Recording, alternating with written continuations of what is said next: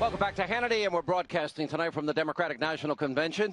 I'm Loved here in Philly. Earlier, I spoke with 2016 Republican nominee Donald Trump about the DNC email scandal and much more. Take a look. Donald Trump is with us after a very successful week in Cleveland. Mr. Trump, I've got 5 polls here that show you have now taken a pretty significant lead. 3 of them have you up by 4 points. Your reaction? Well, I'm very happy about it. I think the public is very smart. They know what's going on, and they're tired of Clinton, and they're tired of Obama, and they're tired of bad trade deals and not beating ISIS and all of the problems that we have. They're just tired of it. They don't want another 4 years of Obama, that's for sure. So I'm really happy about that, and I'm honored by it. You know, by all accounts, I mean, the harshest thing that I heard is that you told the American people the truth, that the economy is bad, that things are really bad in terms of international affairs and ISIS. The world is a very dangerous place.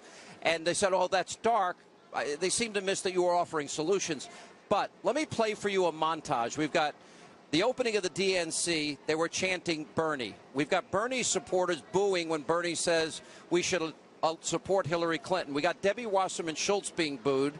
And, you know, it goes on and on from there. Let me play it for you.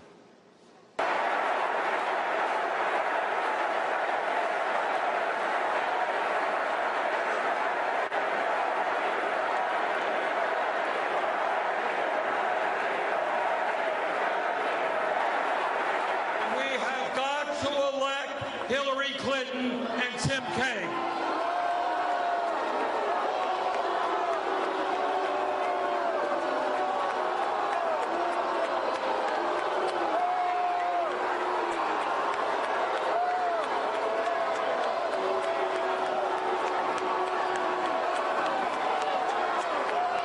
Brothers and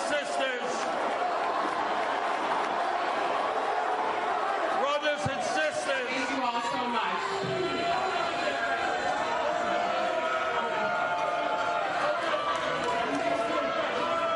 First of all, I want to ask everybody to join me in acknowledging that we had a tragic shooting in Fort Myers just yesterday,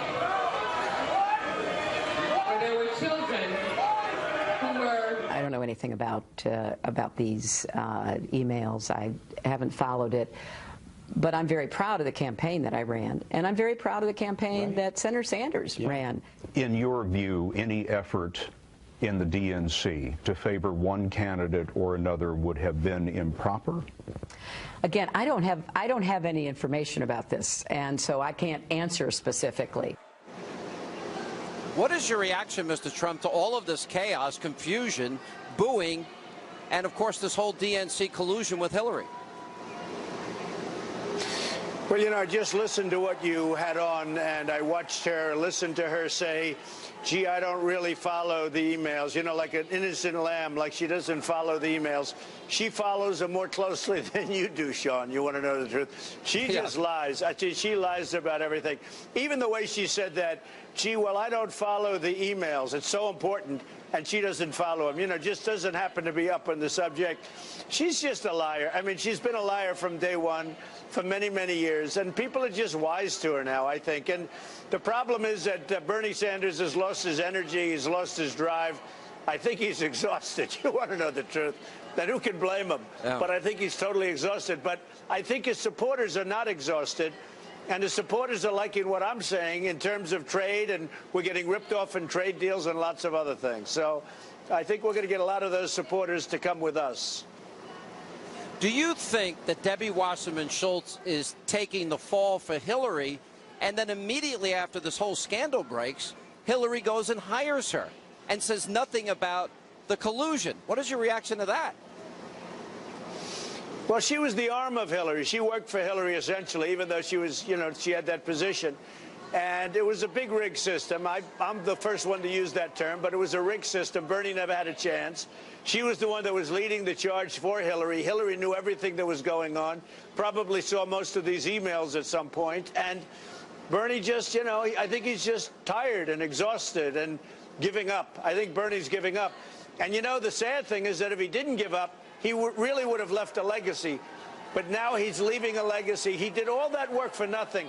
They put this Tim Kaine in, And Tim Kaine, I mean, he wants to allow thousands of more refugees to come in from Syria. He's terrible on trade deals. He wants to approve every trade deal you can have, which is horrible for the American worker. I mean, these trade deals are a disaster. He wants to approve them all.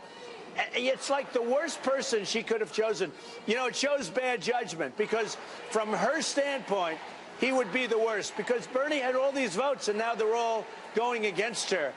So it just shows you she's just got bad judgment. And then when she said, gee whiz, I just haven't been following the email, every hour of every day she's following those emails. If you look at these emails with the DNC, and what I would argue is collusion, because you're right, very early on you said that the system was rigged, the system was corrupt, and Bernie Sanders, frankly, was being treated unfairly, and now we know for a fact he was, and he's falling on his sword tonight. But if you look at these emails, there's a racial tinge to it when they make fun of a woman's name who seems to be African American. Then you've got an anti-Semitic tinge to all of this. Then you've got an anti-gay slur within these statements. Now, these are always the allegations that Democrats seem to make against Republicans. And by the way, they also attacked women and call women names. So they say the Republicans are this way, but this kind of proves that they are the very thing that they are, quote, critical of Republicans about. Your reaction to that? Well, let's put it this way, and you understand this maybe better than anybody. If that ever happened to me, if they were ever Trump emails instead of the DNC emails, it would have been front page in every paper in this country and probably beyond, okay? And now they're trying to slough it off, and it's a big story, but it's not a story like it could be. If that would have happened in Cleveland, and it just showed you how well we did at Cleveland. I knew it. We had a great convention, and Cleveland was great. Ohio was great. There was no problem. The police did a fantastic job. The police chief and the Secret Service were incredible up there. But we didn't have really many protests. You know, we really didn't because people like what I'm saying. They are going wild in Philadelphia from what I'm hearing. Well, especially the Bernie Sanders supporters, and he's fallen on his sword, and there's a lot of his supporters that are angry. I want to go to one specific email I thought was particularly offensive, and this had to do when the primaries were coming up in Kentucky and West Virginia. And you have a DNC official literally go out there saying, well, I don't think the voters there know that he's Jewish, pretty anti-Semitic. So it assumes a lot of things. The Democratic voters in Kentucky and West Virginia are bigots. It assumes that Southern Baptists are bigots. And it assumes that the numbers will go up if they go out and exploit that. And I want to get your reaction to that. Well, they also said, if you go a little further in that statement, that he was an atheist, and maybe that's no good either. And, you know, a whole thing, it's like a conspiracy against the guy. And I'm not a fan of Bernie, but I will tell you that what they've done to him really was unfair and dirty pool. And I'm so surprised that he's totally fallen in line. And you know what? Very bad for his legacy, because he did a good job until the last few days, and now he's just fallen in line. Honestly, I think he's exhausted. I think he's had it. He wants to go home and go to sleep. What do you think, too? There was a lot of other revelations here, how reporters would take their marching orders directly from the DNC. You have a Politico reporter that literally would send the copy before he ever sent it to his editor. Certainly the revelations about feeding questions to CNN and NBC News and trying to negotiate more favorable treatment, or even convincing them that they shouldn't say that the system is rigged when it turns out now we know it was rigged.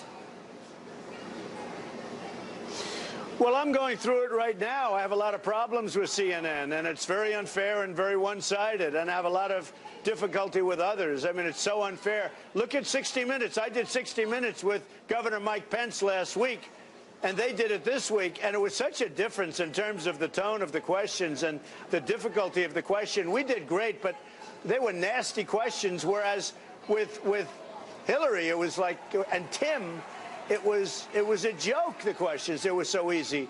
It was such a difference. You compare what we were asked with what they were asked, and it's like, it was so different and very unfair. But a lot of people are commenting on it. It's so unfair.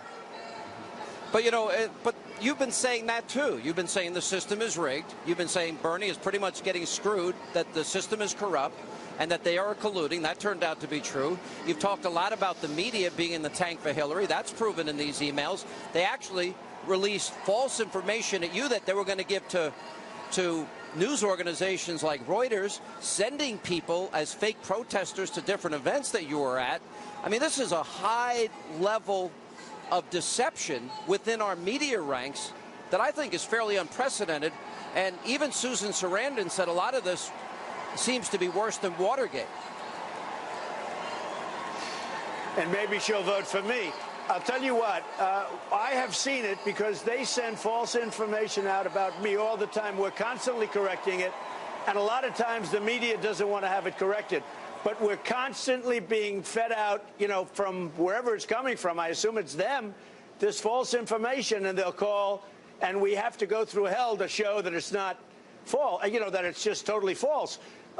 They're doing it all the time. They're doing it constantly. They're feeding the media false information, and they're doing false ads. The ads are so false. I mean, the ads that they do, it's almost, they're so bad that we don't even sometimes do anything about it. It's so ridiculous. And here's the thing. The voters are smart. They get it. They know it's a lot of nonsense. She's been given $1 billion from Wall Street, and then she said that, they say that she has no access to Wall Street. They're putting up her money, largely, and other countries, but they're putting up her money, all of this money, and they're doing false ads. So we fight it, and I guess we're fighting it successfully because we're doing well in the polls, but the ads are false, and the narrative that they put out is so false, Sean. It's so sad. All right, coming up, a lot more of my interview with Donald Trump. That's coming up later, and we'll also be speaking to his running mate, Indiana Governor Mike Pence, plus tonight. I'm a Marine veteran. I'm just like everybody else, and we think that this primary has been rigged. It would be different if she had won it fair and square. Wow, in the wake of the DNC email leak, Bernie Sanders supporters are livid. And by the way, why did Bernie fall on the sword tonight? Geraldo went out on the street and spoke to some of them in a Hannity exclusive. But first, we're going to check in with Monica Crowley, Dinesh D'Souza, and Peter Schweitzer.